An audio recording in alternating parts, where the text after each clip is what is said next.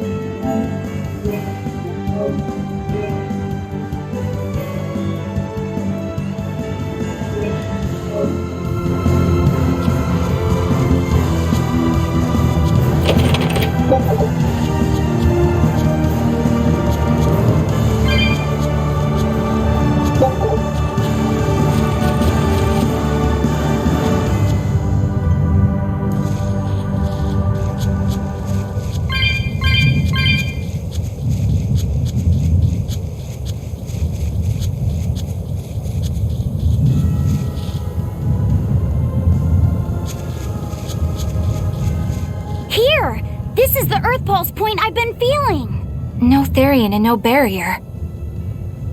I must have gotten it wrong again. I wouldn't be so sure of that.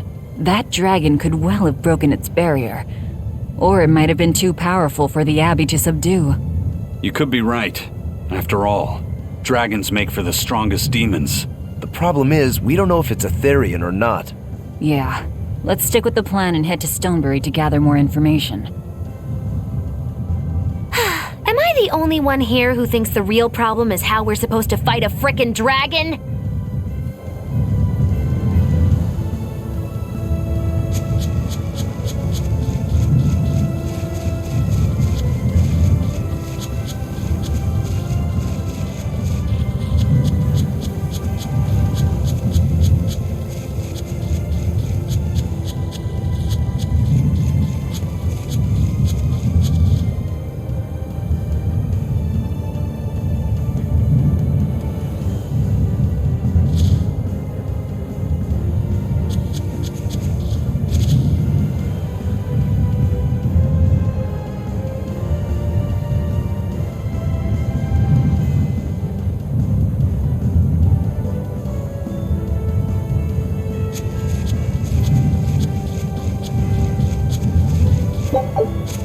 I can't wait to take a good look around.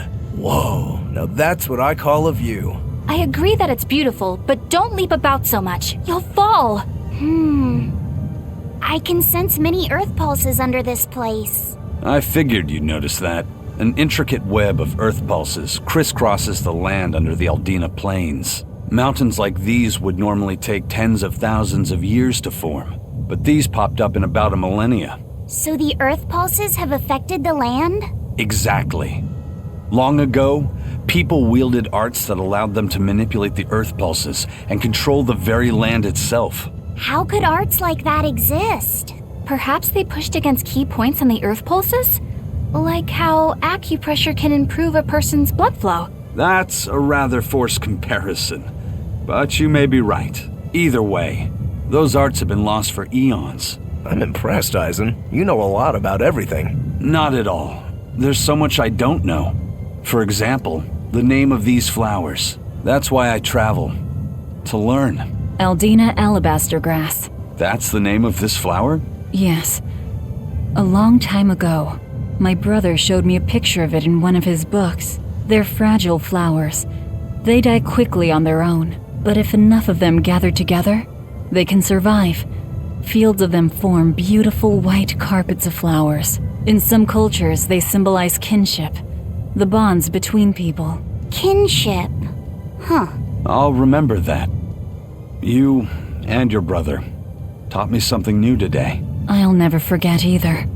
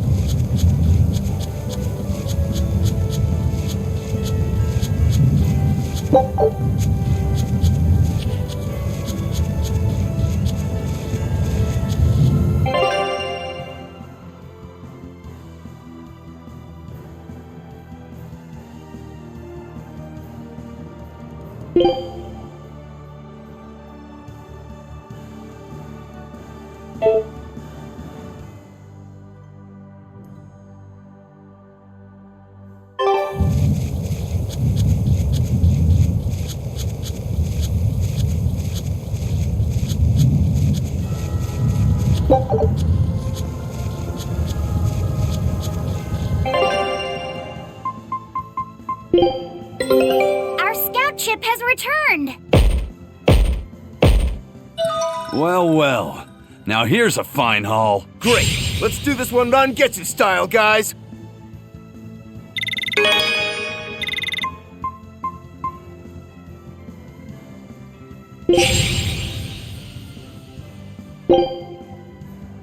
Scout ship departing.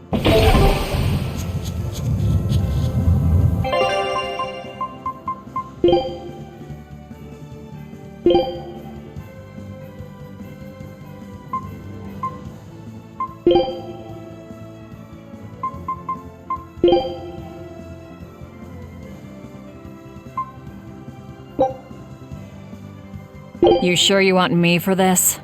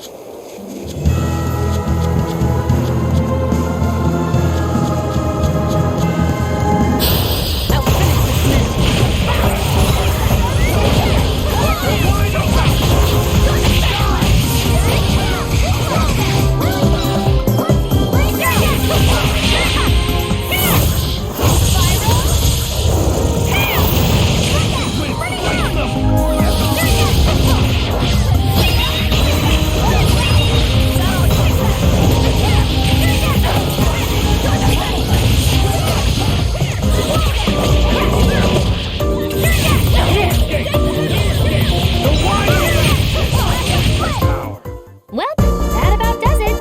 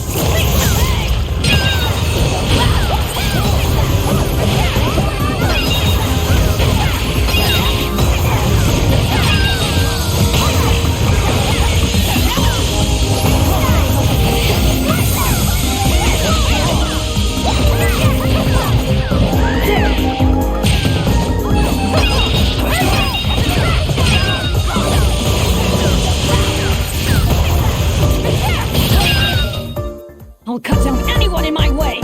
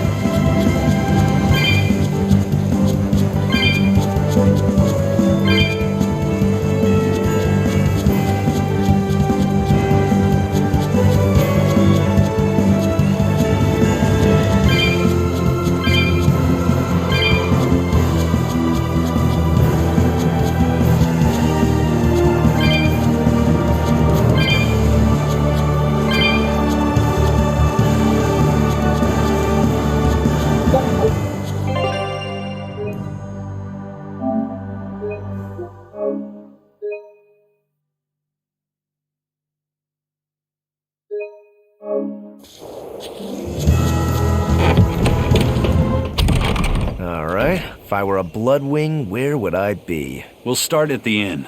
It only makes sense.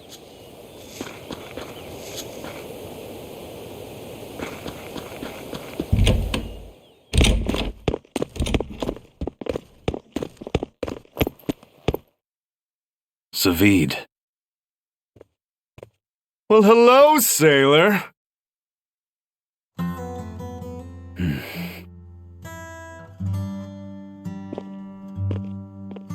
Are you waiting for someone? Nope. Just saying a prayer for someone. Someone? Let's go. Clearly, there aren't any bloodwings here. You're just going to leave? I'm right here. Everybody has times they need to be alone.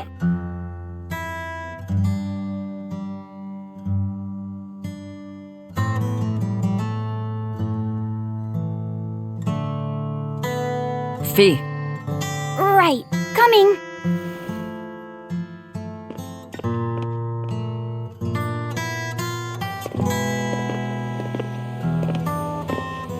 What do you think he was praying about? Well, for one thing, he was drinking a bottle of Thorny Forest. Oh my! The drink you share with your special someone when you're going to be married for life! How romantic! But getting your hands on that stuff is no small feat. I can only hope I'll get a chance to taste it someday. That must have had an important meaning for Savid. That's why you left him alone. Don't read too much into it. You're Velvet, right? Ah, you must be the one who's seen the demon we're after. We saw a big snake-looking dragon fly over on the way here. Is that what you saw too? Yes, that's the one. It nests at the top of the mountain in Aldina Plains. We went to look ourselves. No dragon. It only returns to its nest on rainy days. Rainy days, you say?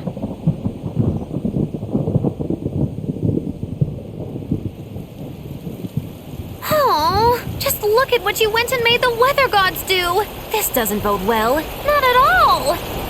Thanks. We'll give it another shot.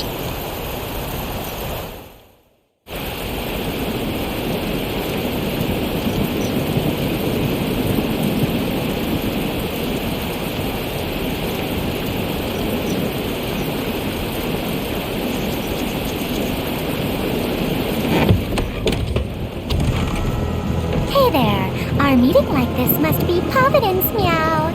We're in a hurry. Save it, cats. All the better, meow. I've just stumbled upon a perfectly nifty piece of stone just for you. What's it for? That's not a geoboard, is it? Bingo! I dug it out of some ruins, meow.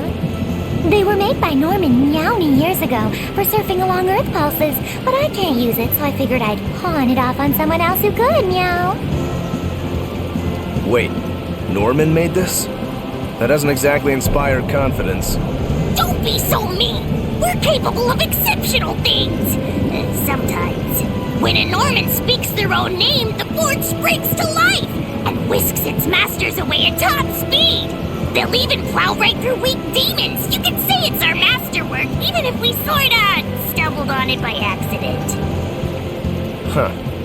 Well, then I apologize. So we can ride this as long as we have Bienfu with us, right?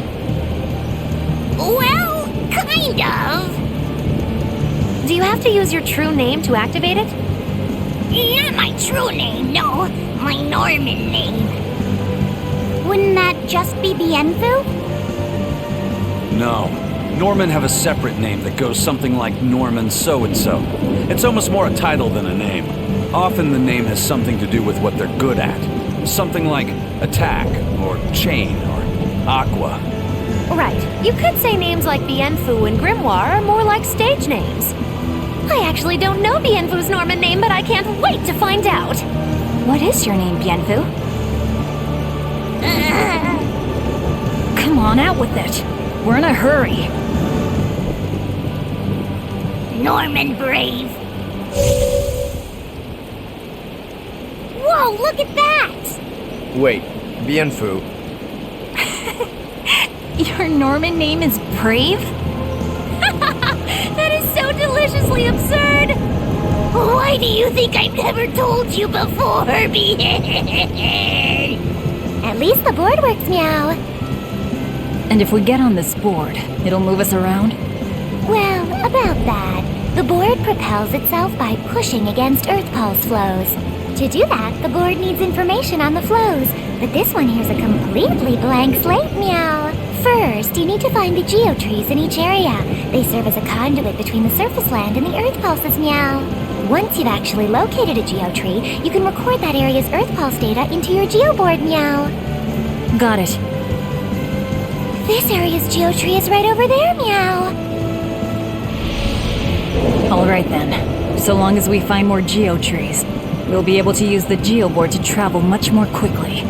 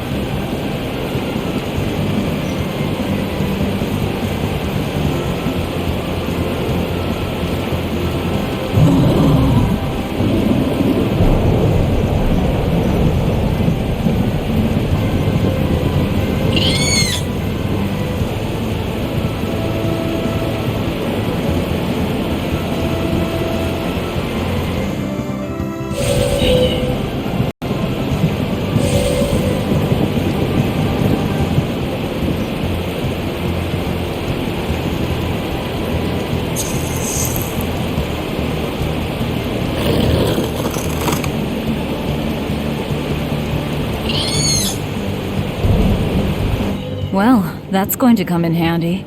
Yeah, and it's a lot of fun to ride, too. I could get used to this. I'm so worn out. I feel like I had to sprint the whole way here. Huh. It seems like operating the board saps a lot of energy from Bienfu. Even still, this board gives us a strategic advantage. Brave here will just have to bear a little exertion now and then. Yeah, Brave. Buck up. I believe in you. Be brave. Ah! Stop calling me that!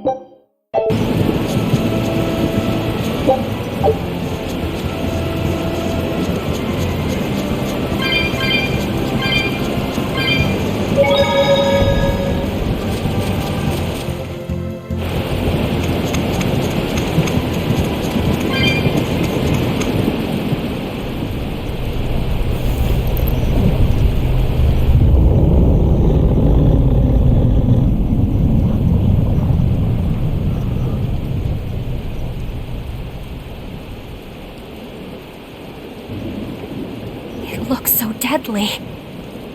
And just check out how much malevolence it's putting out. Which means it's not Etherian. Let's retreat. We've got no reason to pick a fight with something we can't handle. I do. Oh, you're up for it? What? What are you doing? She's right. Fighting this creature is a good way to end up dead. Oh, sorry.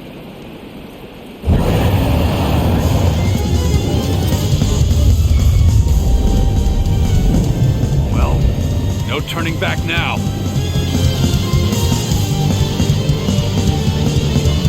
Damn it, this wasn't part of the... No mercy!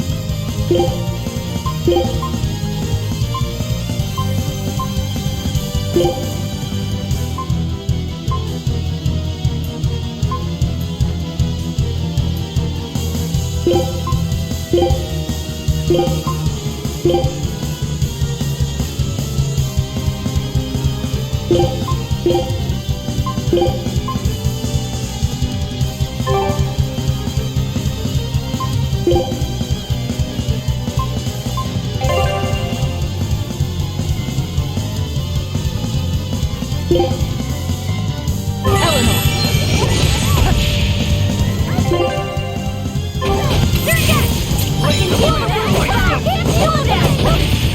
I can heal the wounds, but I can't heal the nerve!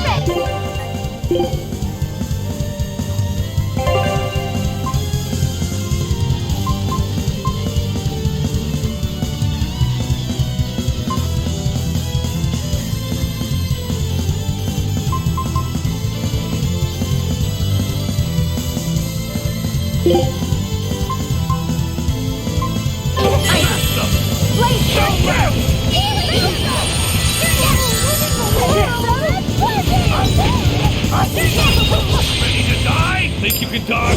Just try. Perfect mayhem! I can heal the wounds.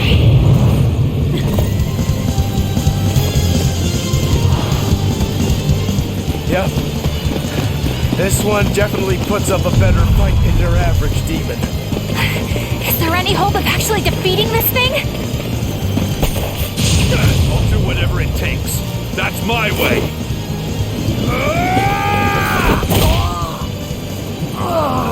Sabine! Yeah. I see you're out for blood, as usual. You knew, didn't you, Isaac?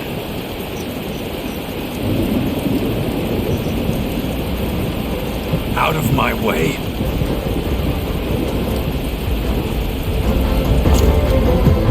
What? Are you protecting the dragon? She's not a dragon! Huh? Back off, or I'll make you back off.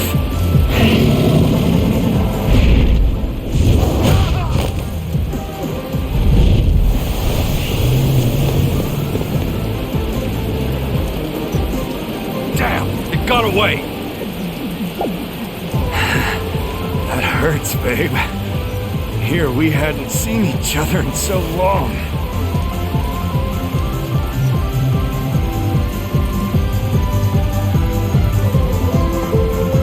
Hold it. Is that dragon someone you knew?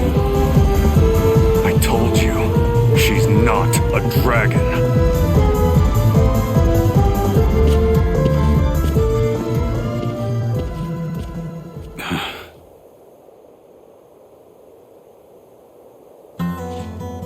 So, it seems old Check Out My Pecs and the dragon have some kind of close ties. Did I hear you right? We're talking about a dragon here. I know what I said. But how could that be?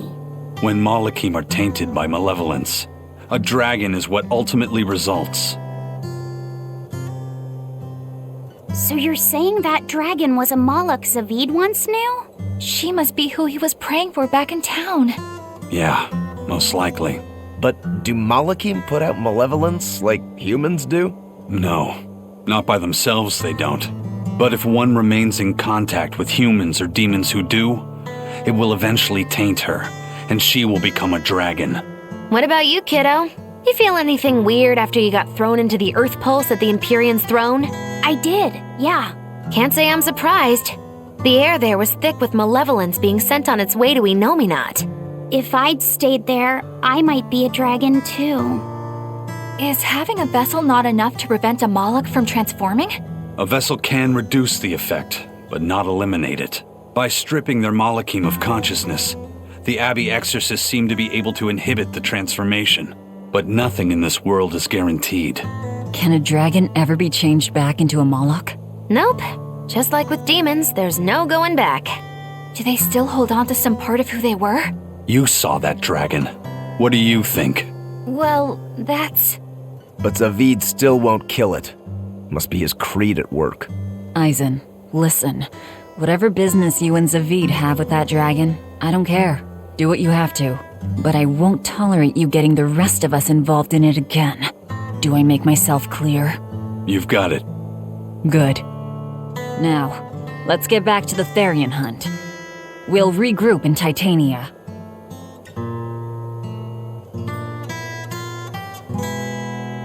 If what Eisen said is true, then could I wind up as a dragon someday?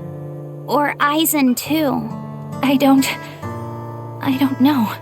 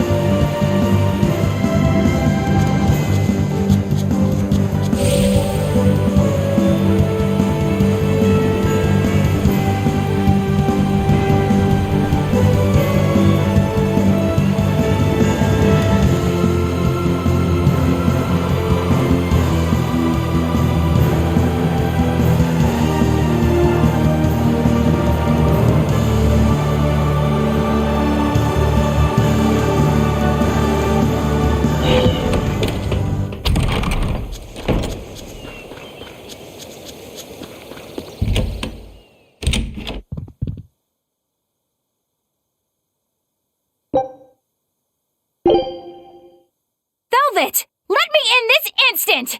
You can't come in. And if you do, I'll eat you. It's not just your room, you know. You took an oath to obey my every command if you lost our fight. And I'm commanding you to wait just a little longer.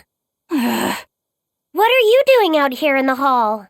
I left to go out on a little errand, but when I came back, Velvet shut me out of our room. I've been standing here for over half an hour, but she seems no closer to letting me in. I don't know what to do. Any idea what she's doing inside there? No, I don't have a clue. All I can tell you is that sometimes I can hear something like deep breathing and soft moaning. Well, she must be doing something in there she doesn't even want a fellow woman to see. Something she doesn't want seen. Do you think maybe she's weighing herself? Even if you allow for getting undressed and then dressed again, there's no chance it takes half an hour to weigh yourself. Could she be putting on makeup? I've been yelled at for barging in on that before, although not by Velvet. That's just because you're a guy. I hardly think Velvet would have a problem with me seeing that. This is no time to just stand there lollygagging, kiddo. Velvet is obviously in great danger this very minute. Her life is hanging in the balance. She's right. You know Velvet, never letting her weaknesses show. She probably kicked Madame Eleanor out because she didn't want anyone to see her in such bad pain. It would explain the heavy breathing and moaning, too. Now that you mention it, right before I left, she had a stiff expression and she did not look well. Well, kiddo, are you going to abandon her in her time of need? The moment to test your mettle has come at last! Test my mettle. Will you go in there or won't you? The fated decisive hour has finally arrived! Velvet!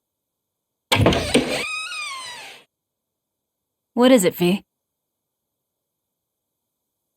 Huh? Well, I thought you might die. So I... Seriously? A little cleaning isn't gonna kill me. But you were looking pale, and we could hear you breathing strangely and making weird sounds. I don't think I was breathing strangely. Then what was that noise? It sounded like... When you're cleaning glass, you breathe on it first, don't you? Then what about the moaning? The inn has this room cleaned regularly, but they missed a lot of the details. When I looked at the cups, I saw they still had tea stains from whoever drank out of it last. That's enough to make anybody moan in disappointment. Oh, I see.